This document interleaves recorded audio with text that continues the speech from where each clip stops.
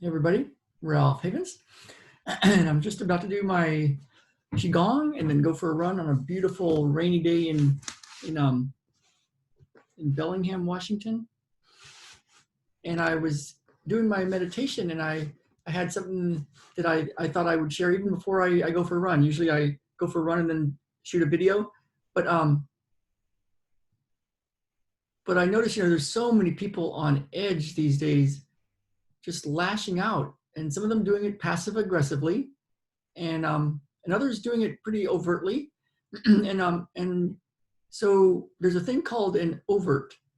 It's a term. Basically, it means when you do something that hurts somebody else.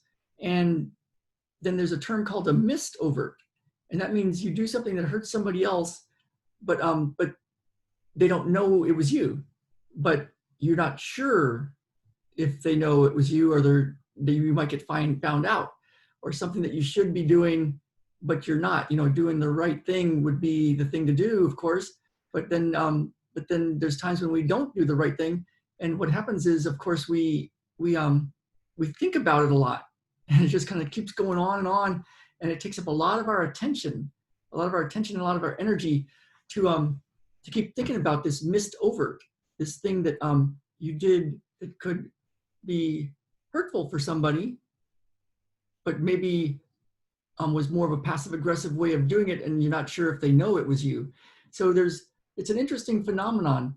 And one thing that's going on is there's so much tension and unknown with what's going on with this virus thing and this lockdown thing, and all sorts of things of what we're supposed to do and how we're supposed to live, and is this a new normal? And people are on a lot of edge.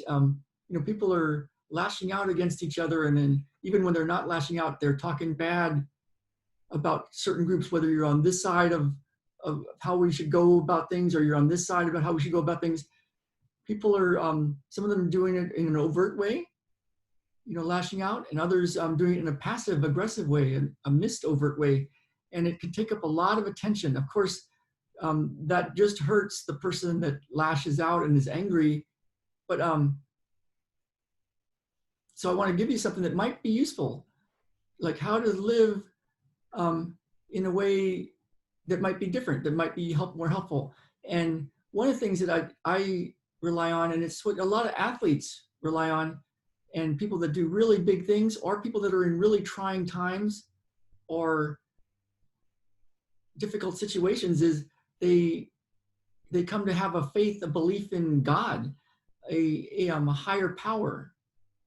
And sometimes that, with people that are really smart and intellectual and scientific, they think that that's weak or stupid, or like, what a ridiculous thing to think about God, or that there's some supreme being or something, or having faith. What a weakness.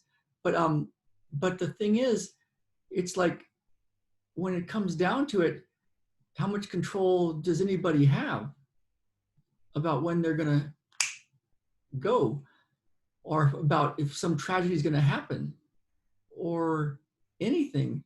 If you think about it for a bit, it doesn't matter how much intellect or science or rational you have.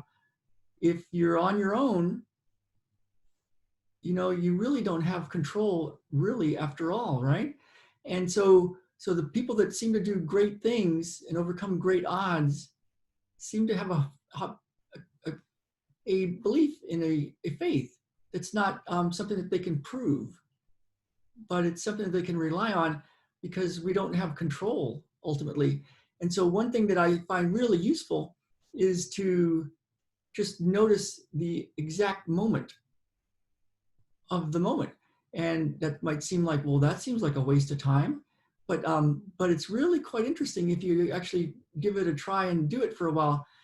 And it's what I've been up to for quite a while, and it's been really cool to see what changes.